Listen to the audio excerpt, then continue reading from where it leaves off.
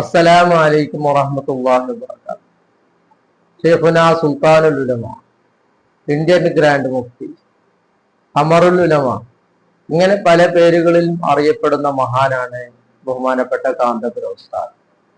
90 കഴിഞ്ഞ ഈ പ്രായത്തിലും മുസ്ലിം സമുദായത്തിന് വേണ്ടി ശബ്ദിക്കാൻ ആ ഉസ്താദ് ആണ് മുന്നിലുള്ളത്. അപ്പൊ അത് നാം മനസ്സിലാക്കണം.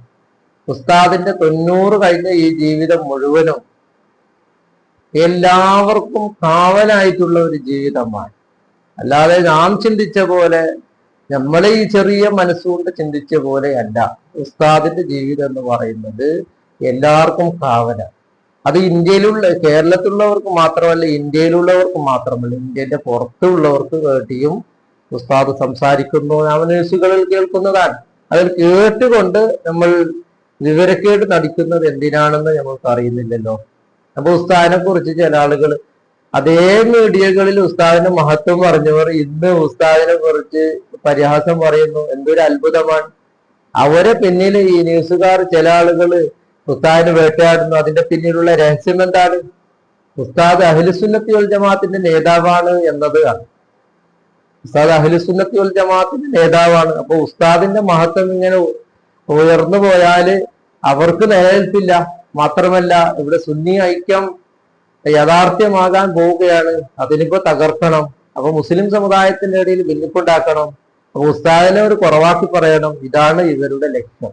അവർക്കുള്ള ഈ ലക്ഷ്യമെല്ലാം അല്ലാഹു തആല തകർത്തു. പക്ഷെ ഉസ്താദിന്റെ ലക്ഷ്യം അല്ലാഹു തആല പൂർത്തിയാക്കി കൊടുത്തു. കാരണം എന്താണ്? ഉസ്താദിന്റെ മനസ്സ് എന്ന് പറയുന്നത് അങ്ങനെയുള്ളതാണ്. ഏതൊരു പരിഹസിക്കുന്നവന്റെ മുമ്പിലും ചിരിക്കുന്ന ഒരു സ്വഭാവമാണ് ഉസ്താദ്. അല്ലാഹു തആല അങ്ങനെയുള്ള ആ ഉസ്താദിനെ നമ്മൾക്ക് അഹ്ലുസുന്നത്തി വൽ ജമാഅത്തിന്റെ നേതാവാക്കി എന്നുള്ളത് നമുക്ക് വലിയൊരു അഭിമാനമാണ്. എത്ര പരിഹസിച്ച് നടന്നോളും ഒരു ദിവസം ഉസ്താദിന്റെ മുമ്പിൽ എത്തുമ്പോൾ ഉസ്താദ് നീ പരിഹസിച്ചവനല്ലേ എന്ന് പറഞ്ഞിട്ട് അവനെ വേദനിപ്പിക്കുന്നില്ല. മറിച്ച് അത് സാരമില്ല എന്ന് പറഞ്ഞുകൊണ്ടാണ് അവരെ അഭിമുഖീകരിക്കുന്ന ഒരു വലിയൊരു മനസ്സിന്റെ ഉടമയായിട്ടാണ് നമ്മൾ കാണാൻ സാധിക്കുന്നത്. അതുകൊണ്ടാണ് ഉസ്താദിന് സുഖമില്ലാത്ത അവസരത്തിൽ ലക്ഷക്കണക്കിന് ആളുകൾ ഉസ്താദിന് വേണ്ടി പ്രാർത്ഥിച്ചത്. അങ്ങനെ ഒരാൾക്ക് പ്രാർത്ഥിക്കപ്പെട്ടത് നിങ്ങൾ അറിയുമോ? ഉസ്താദിന്റെ രോഗശമനത്തിന് വേണ്ടി 4444 ഖത്മുകൾ ഓതിയിട്ടുണ്ടെങ്കിൽ നമ്മൾക്ക് വേണ്ടി ഒരു ഫാത്തിഹ പോലും നമ്മളെ രോഗശമനത്തിന് വേണ്ടി ആര് ഓതും എന്ന് നമ്മൾ ചിന്തിക്കണം. പക്ഷെ ഉസ്താദിന്റെ രോഗശമനത്തിന് വേണ്ടി 4444 ഖത്മുകൾ പെട്ടെന്ന് ഓതി തീർത്തു. അതെന്താണ്? ഉസ്താദിന്റെ ജീവിതം എന്നുള്ളത്, ഉസ്താദിന്റെ ഒരു സെക്കൻഡ് എന്നുള്ളത് ഈ ലോകത്തിന് അത് അത്യാവശ്യമാണ് എന്നതാണ്.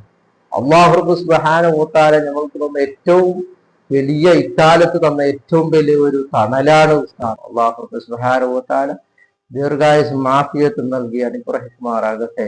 അസ്സലാമു അലൈക്കും വറഹ്മത്തുള്ളാഹി വബറകാതുഹു.